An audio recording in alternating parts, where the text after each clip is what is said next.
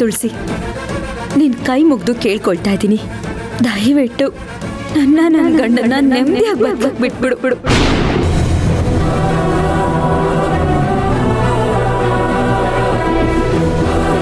ನೋಡ್ ತುಳಸಿ, ನಾನು ಇಷ್ಟೊಂದೆಲ್ಲ ಕಠೋರವಾಗಿ ಮಾತಾಡ್ತಿದ್ದೀನಿ ಅಂದ್ಕೂಡ್ಲೆ ನನಗೆ ನಿನ್ಮೇಲೆ ಪ್ರೀತಿ ಇಲ್ಲ ಅಂತೇನಲ್ಲ. ನಿಮ್ಮ ಅಣ್ಣ ನಿನ್ನ ಎಷ್ಟು ಪ್ರೀತಿ ಮಾಡ್ತಾರೋ ಅಷ್ಟೇ ಪ್ರೀತಿ ನಾನು ಮಾಡ್ತೀನಿ. ಆದ್ರೆ ನೀನ್ ನಿನ್ನ ಸಮಸ್ಯೆಗಳನ್ನೆಲ್ಲ ನನ್ನ ಗಂಡನ ತಲೆ ಮೇಲೆ ಕಟ್ಟಕ್ ನೋಡ್ತೀಯ ಅಲ್ವಾ, ಅದಕ್ಕೆ ನಿನ್ ಮೇಲೆ ಕೋಪ. ನನಗೆ ಪ್ರೀತಿ ಇರೋದು ನಿನ್ ಮೇಲೆ ಮಾತ್ರ, ನಿನ್ ಕುಟುಂಬದವ್ರ ಮೇಲಲ್ಲ. ಇನ್ ಮುಂದೆ ಈ ಮನೆ ಹೊಸಲು ತುಳಿಬೇಕು ಅಂತಂದ್ರೆ ಶಿವಣ್ಣನ್ ತಂಗಿ ಆಗಿ ಬಾ, ಇಂದ್ರನ್ ಹೆಂಡತಿ ಆಗಲ್ಲ. ಇವತ್ತೇ ಕೊನೆ. ಇನ್ ಯಾವತ್ತೂ ನಿನ್ ಸಮಸ್ಯೆಗಳ ಮೂಟೆನ್ ತಗೊಂಡ್ ಬಂದು ಇಲ್ಲಿಗೆ ಹಾಕ್ಬೇಡ. ಅದನ್ನೆಲ್ಲ ಹೊತ್ತು ನನ್ ಗಂಡನ್ ಬೆನ್ನು ಮುರಿದು ಹೋಗಿದೆ. ಇಲ್ಲ, ನನ್ನ ಸಮಸ್ಯೆಗಳಲ್ಲೇ ಬಾಳ್ತಾ ಇದ್ದೀನಿ.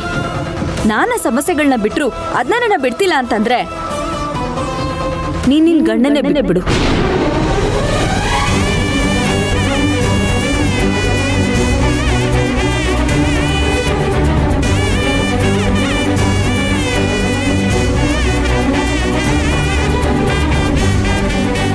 ಅವ್ನ್ ಕಟ್ಟಿರೋ ತಾಳಿನ ಅವನ್ ಮುಖದ ಮೇಲೆ ಬಿಸಾಕಿ ಅವನ್ ಜೊತೆ ಡಿವೋರ್ಸ್ ತಗೊಂಡ್ ಬಂದು ಇಲ್ಲಿರು. ಆಗ ನೀನು ದಿನಾಲ ನಿಮ್ಮ ಅಣ್ಣನ ಮುಖ ನೋಡ್ಬೋದು.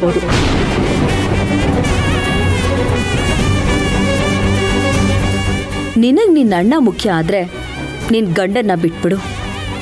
ಗಂಡ ಮುಖ್ಯ ಆದ್ರೆ ಅಣ್ಣನ ಮರ್ತ್ಬಿಡು.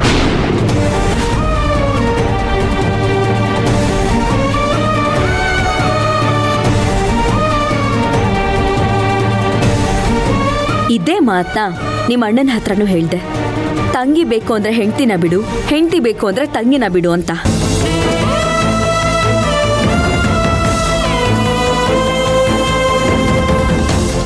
ಆದ್ರೆ ಅವ್ರೆಲ್ಲಿ ಒಪ್ತಾರೆ? ಅವ್ರಿಗೆ ನೀನೇ ಮುಖ್ಯ. ಅದಕ್ಕೆ ನಾನು ಸಾಯೋದಕ್ಕೆ ಹೋಗಿದ್ದೆ.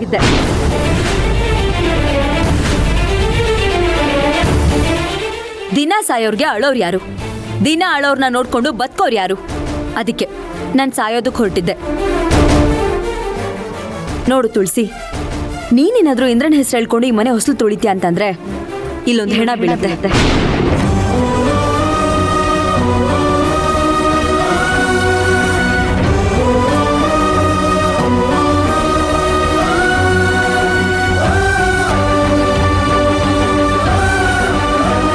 ನೋಡು ತುಳಸಿ, ನಿನಗೆ ನಿಮ್ಮ ಅಣ್ಣನೇ ಮುಖ್ಯ, ಅವ್ನ ನೆಮ್ಮದಿನೇ ಮುಖ್ಯ ಅನ್ನೋದಾದ್ರೆ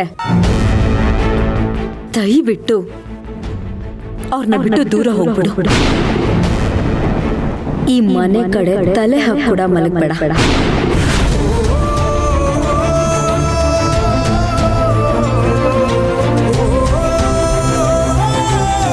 ಇವಾಗ ಆಗಿರೋದೆಲ್ಲ ನಿಮ್ಮ ಅಣ್ಣನ ಹತ್ರ ಹೇಳಿ ಮತ್ತೆ ನನಗೂ ಅವ್ರಿಗೂ ಜಗಳ ತಂದಿಟ್ಟೆ ಅಂತಂದ್ರೆ ಆಗ್ಲೂ ನನ್ನ ಹೆಣ ನೋಡ್ಬೇಕಾಗತ್ತೆ.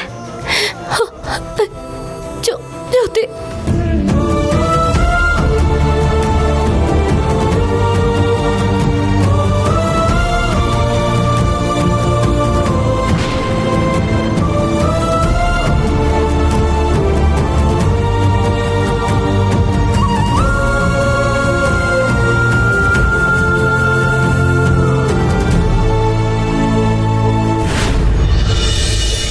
ಆಗಲ್ಲ ಕಣ, ನಂಗೆ ಬೇಕಾಗಲ್ಲಪ್ಪ. ಆಗಲ್ಲಪ್ಪ, ನೀವೇ ಹೇಳ್ರಣ.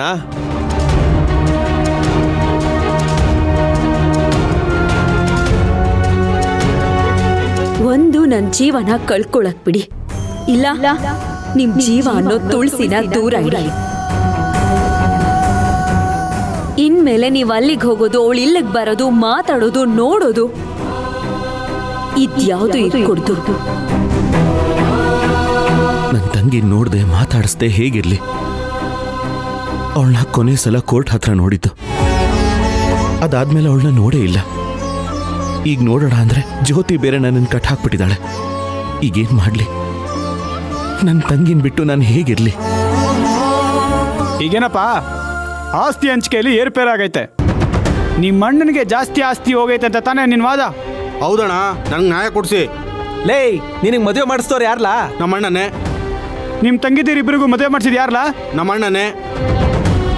ಅಲ್ಲಕ್ಕಲ್ಲ, ತಂಗಿ ಮದುವೆ ಮಾಡವನೆ, ಅಪ್ಪ ಅವನ್ ಕಾರ್ಯ ಮಾಡವನೆ. ಅದನ್ನೆಲ್ಲ ಮಾಡೋಕೆ ಸಾಲ ಸೂಲ ತಾನೇ ಮಾಡಿದ್ದು. ಖರ್ಚೆಲ್ಲ ಅವನ್ಗೆ, ಆಸ್ತಿ ಮಾತ್ರ ನಿನಗೆ ಅಂದ್ರೆ ಯಾರ್ಲ ಒಪ್ಪಕ್ಕಾಯ್ತದೆ? ಅಣ್ಣ, ಸಾಲ ಸೂಲ ಏನೂ ಆಗಿಲ್ಲ. ನಮ್ಮ ಅಪ್ಪನೂ ಅಷ್ಟೋ ಇಷ್ಟೋ ಏನೋ ಮಾಡಿಕ್ಕಿದ. ಅದು ಅಲ್ಲದೆ ವರ್ಷ ವರ್ಷ ಆದಾಯ ಬರ್ತಿತ್ತು. ಜಮೀನಲ್ಲಿ ನಾನೇ ದನ ದುಡ್ದಂಗೆ ದುಡ್ದಿದ್ದೀನಿ. ಸಂಪಾದನೆ ಮಾಡ್ಕೊಟ್ಟವ್ನಿ. ಹಂಚಿಕೆ ಆದ್ಮೇಲೆ ಸಮ್ನಾಗ ಭಾಗ ಆಗ್ಬೇಕು ತಾನೆ. 5 ಎಕರೆ ಅವ್ನಿಗೆ ಜಾಸ್ತಿ ಆಗೈತೆ. ಅದ್ರಲ್ಲಿ 2.5 ಎಕರೆ ನಂಗೆ ಬರಬೇಕು. ಅದೆಲ್ಲ ಆಗಲ್ಲ ಅಣ್ಣ. ಅಪ್ಪ ಮಾಡಿಟ್ಟಿದ್ದ ಅಂತ ಹೇಳ್ತಾನಲ್ಲ, ಅಪ್ಪ ಮಾಡಿಟ್ಟಿದ್ದು ಬರೀ ಸಾಲ ಅಷ್ಟೇ. ಅಣ್ಣ, ನಮ್ಮಪ್ಪ ನನಗೆ ಜವಾಬ್ದಾರಿ ಕೊಟ್ಟಾಗ ನನಗೆ 25 ವರ್ಷ. ಆಗಿಂದ ಇಲ್ಲಿ ಗಂಟ ಇವನ್ನ ತಂಗಿರ್ನ ಸಾಕಿ ಸಲ್ಗಿ ಮದ್ವೆಗಳು ಮಾಡಿದ್ದೀನಿ. ಅದರಿಂದ ನನಗೂ ಸಾಲ ಆಗೈತಣ್ಣ. ನನಗೂ ಹೆಂಡತಿ ಮಕ್ಳಿದಾರಲ್ಲ, ಆ ಸಾಲ ತೀರ್ಸಕ್ಕೆ ನಾನು ಎಲ್ಲಿಗೆ ಹೋಗ್ಲಿ? ಆಗಲ್ಲ ಕಣೋ, ಇದೆಲ್ಲ ಬರೀ ಕತೆ.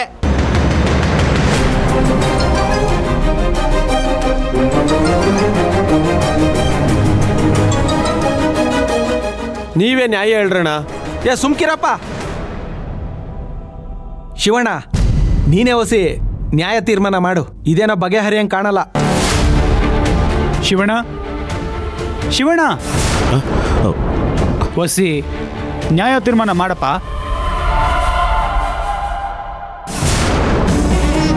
ಇದೇ ರೀತಿ ಒಂದ್ ಕೇಸು ನಿನ್ ಪಂಚಾಯತಿಗೆ ಬಂದಿದ್ರೆ ನೀನೇನ್ ಮಾಡ್ತಾ ಇದ್ದೆ? ಏನ್ ಶಿಕ್ಷೆ ಕೊಡ್ತಾ ಇದ್ದೆ? ಕೊಲೆಗಾರನ ತಪ್ಪಿಸ್ಕೊಳಕ್ ಬಿಟ್ಬಿಡ್ತಾ ಇದ್ಯಾ?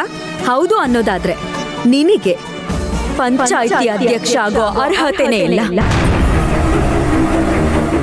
ಏನೆಲ್ಲ ನಡೀತು, ಏನೆಲ್ಲ ಮಾಡ್ದ ಅಂತ ಹೇಳಿದ ಮೇಲೂ ನೀನ್ ಅದನ್ನೆಲ್ಲ ಮರ್ತು ಇವತ್ತ ಇಂದ್ರನ್ ಪರವಾಗಿ ನಿಂತಿದ್ಯಲ್ಲ, ಇದ್ ಸರಿನಾ?